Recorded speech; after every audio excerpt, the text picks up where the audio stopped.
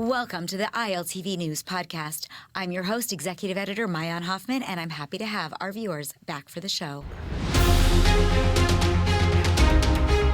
Today, we're spotlighting an inspiring example of global education, innovation, and collaboration, right from the heart of Haifa. I'm joined by Dr. Shirra Freeman, co-director of the University of Haifa's International Masters in Public Health Program in Global Health. Welcome.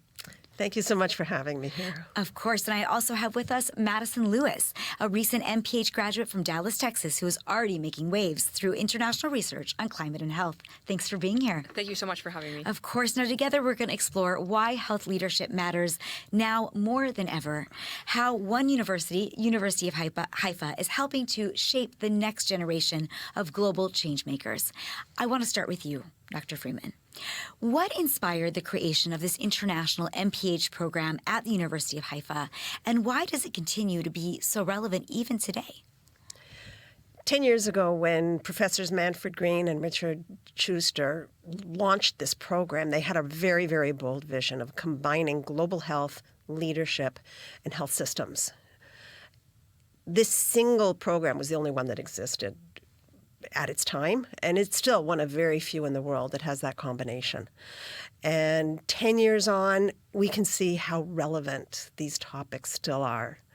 All you have to do is think back to the COVID-19 pandemic or the wildfires raging from California through to southern Europe, flooding, the recent flooding in Texas, for example.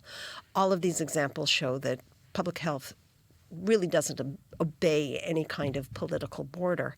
And we need leaders who can step up to these crises effectively, quickly, in order to safeguard health of individuals and health of entire communities. At the time that the program was founded, was this one of the only programs of its kind, certainly in Israel and also abroad? How does that Well, measure up? I'm told, actually Richard Schuster told me that it was the only program of its kind. Wow. So, What a feeling. yeah. It's really But this was their vision. Amazing. So now the program focuses on both global health leadership, you say, and also health systems administration. What does that mean in practical terms? If we talk about it, what that relates to students or to the future, what they're going to be doing in their jobs. Okay, the idea is to prepare students to be those leaders who step up in crises or who maintain healthy, strong public health systems. Israel has one of the best public health systems in the entire world, and so it's a very good kind of lab for our students. And in order to prepare them, we provide them with the kind of superb education and all of the essentials that any public health professional needs. We give them practical experience, and we allow them to do their own independent research where they choose a health challenge, they tackle it, they really get their hands dirty, so to speak. In their and this is their capstone project. And those things together really, really prepare them in-class learning, practical experience, independent research to be able to begin to develop the kind of leadership skills and apply them in whatever the futures they decide they want to pursue. And piggybacking on, what you mentioned, which is that Israel has one of the strongest and most robust public health systems actually in the world, and that is very true. Does this mean that students come from really all over the world to be able to study here? Absolutely. Absolutely, from all over the world. And when we talk about global, we talk about the makeup of our student body. We talk about the curriculum and the way that global and leadership is woven into almost every course and is often the focus of a course or a seminar. But in addition to that, we have the opportunity to apply. And I can't stress more than anything the importance of that practical experience and the independent work. So while a student will take all of their coursework, et cetera, and so on, they then must.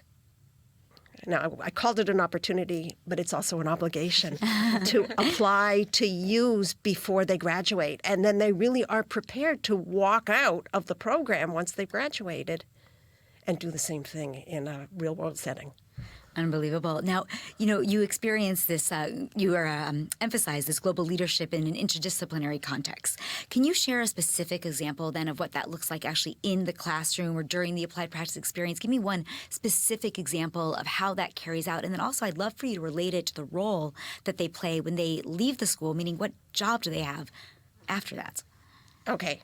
Well, I'll give you an example of a particular practicum that one of our students did. Great. She is a physician from Colombia, and she did her internship with Magen David Adom. Magen David Adom is Israel's National Emergency Medical Services Association. And there what she was able to do was actually apply the skills that she already had as a physician, but in an emergency setting.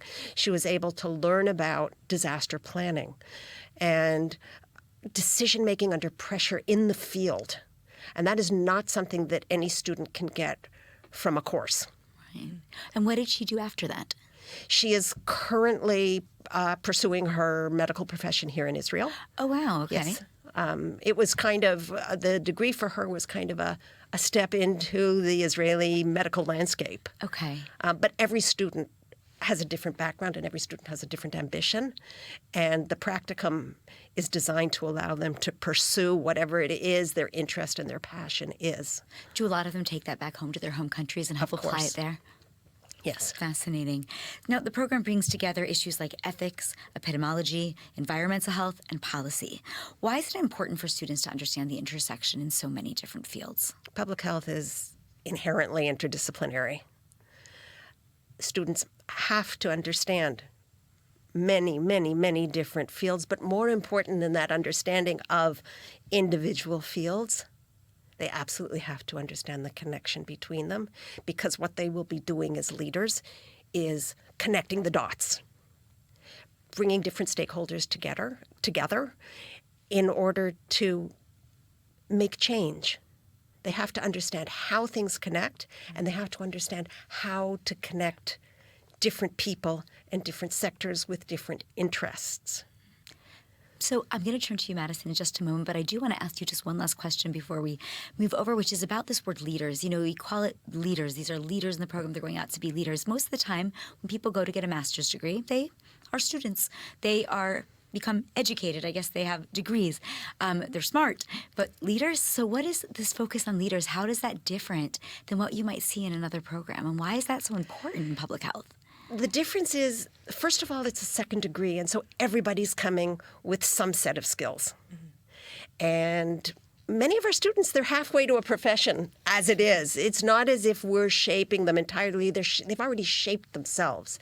And we just facilitate that by providing relevant knowledge and that added boost where we're, in addition to everything that I've already described, the coursework, the practicum, the capstone project, we also give them, through the faculty, through staff, the wonderful staff at the University of Haifa, supported networking, supporting career development, the things that they need in order to leverage what they bring into the program, what they gain from the program, in order to move forward. Yeah, I've been to the University of Haifa, and it's not only a beautiful place, but it's also very, very diverse. And the community itself in Haifa, I'm sure, feeds into that, being the Druze, the Muslim community, the Jewish community, religious and non-religious. And really, it's such a fascinating place, I would think, to work on the public health in Israel, the hospitals in the area as well, with Rambam and going up a little further, Gali, Ziv, all of these areas, certainly have such a diverse and interesting community. So, Madison, let me turn to you. You come from Dallas, Texas, as we said. I mean, Paris has been in the news, unfortunately, Texas lately, not for such positive reasons, but you came here to pursue this master's degree in public health. What would make you take that leap from Texas to Haifa? So I originally came to Israel on a tour with my community in Texas, and I instantly fell in love with Israel. And I had this amazing divine connection to want to do my education here, finding out how innovative that Israel is in their education process, and seeing how I could address globally healthcare really impacted me. I didn't know exactly what I would do when I came to Israel, what would be my education. I knew I wanted to do something in medical field. I thought that would be medicine itself. But when I learned about this program and my passion for humanitarian aid, this really was the fit for me. And when I talked to the international school and they told me more about Haifa and more about the program, I felt at home instantly, and it was the perfect program for me. Incredible. Now, share one experience that's really shaped your time, maybe something that's challenged you in order to be able to grow from this program. Yeah, so I would say I've had many amazing experiences, definitely life-changing. And I would say that my biggest experience has been that, Israel is very resilient, and I've learned a lot from Israelis, of like we've seen with the past 2 years of the atrocities that have happened and just difficult situations, and to see how they handle this with be it humor, be it prayer, and how to see that when you soften situations in this way, that you will not let people, whatever they try to do to you, take your joy away. And the power of doing these things, of having humor and praying, and how you can keep your peace in a time of chaos, really has impacted me. Yes, and educationally, I would say that it's been an amazing experience to be able to have an education that's like more of a family rather than a competition has been amazing. How much time do you have left of your degree? So I technically actually already finished my degree, but now I'm working on research with Dr. Freeman. Oh, amazing. Okay, great. Yeah. So tell me a little bit about that research. You're doing it together, so maybe you'll start. You can also chime in. What are you researching? What are you doing? So my piece of the research project, it's with public health and marine science together. And so my portion is the systematic review. And what we're doing is looking into the impacts of communities around the world and how cliff collapses have affected them. Oh, wow. Yeah, and the repercussions of that. Give me how that practically will play out for our health in the future. Yeah, so there's many aspects that are a part of like the repercussions, that something that I never thought about. How does it affect the economy? How does it affect people's mental health? How does it affect tourism and people's overall well-being? Fascinating. Dr. Freeman, do you want to add something to that? I just wanted to add that this is this project is a nice example, and Madison's participation in it is a great example, because there are very, very few people who have the understanding of things like health impact assessment or health economics, who would be able to take a situation like global climate change, its effect on coastal cliffs, and how damage to those coastal cliffs affects communities living in the vicinity of those cliffs. Yeah. And are we talking about like erosion, for example, where the cliffs will get? When you talk about damage to a coastal cliff, what are you referring to? We're talking about cliffs collapsing. Cliffs literally collapsing, literally falling collapsing into the water, into the for sea. example. Yes. Amazing. I mean, it's so fascinating. I was just at the World Health Assembly, in May, and there was a big focus on climate and health this year, and talking about the impact of, these things on everything you just described: economy, society, health, of course, being the major focus at a World Health Assembly. But it really is, it's very interesting. So how did your education in Israel then shape you differently if you wanted to go back to the U.S.? Like, are you planning to stay here forever? Or do you think you're going to bring this back home? And if so, how will you use it? So I don't know how long my time will be in Israel. I would like to stay here as long as possible. That's why I'm so thankful that Dr. Freeman made it possible for me to stay longer and work on research. But the one thing that's different from your education in America versus here is that here there's no competition. It's like a family. The classroom dynamic that we had was such a system of just collaboration and being good friends. And so even when I discussed with my classmates about, like, wow, you've achieved milestones of education, like you're already a physician and I long to do that. And it's not like I'm like fighting you at all. Like, when they told me, the response was, we are in this together. I might be a physician, but that doesn't mean that I'm better than you. I'm in the same program, and so we're in this together. And that has really stuck with me. And I would like to just continue with that, One example, for instance, is I was in grant proposal class, Dr. Freeman's class, and we had to present a grant proposal for a research project. And I did mine on a nonprofit that I started. And the feedback that I got from the presentation was very constructive, but also very supportive. And I left that feeling like, wow, I actually have what it takes to be a leader. It's very interesting. Do you want to add to that? In terms of, I'd love to hear from your perspective as the person facilitating this. What did you do to make it that Madison would be able to have that experience? What are the skills, or what kind of delivery are you doing in order to ensure that this actually occurs? This is something that we've worked very hard on as a team. The faculty is to develop a system of education that focuses on interaction and demands collaboration among students so that they learn from each other. We learn from them, but they absolutely have to criticize constructively, accept criticism and suggestions, and work together and keep working together. And when they finish working together, they continue to work together. Because really that is the way that leadership works, is that ability to find your way around difficult situations, challenging situations, and come to a collaborative solution. How many students are in the program per year? Or per time period, I guess? I think on average we've had, I would say, between 15 and 25 in any given year. It varies considerably from year to year. And each of them sort of doing their own research? Excuse me? And each doing their own research at different projects? Yes. Fascinating. I just want to say also, I love the way that you say it's a privilege, but it's also an obligation. We encourage, but we demand. It's really, it's a soft kind of demand. I understand the language now, why it feels so supportive.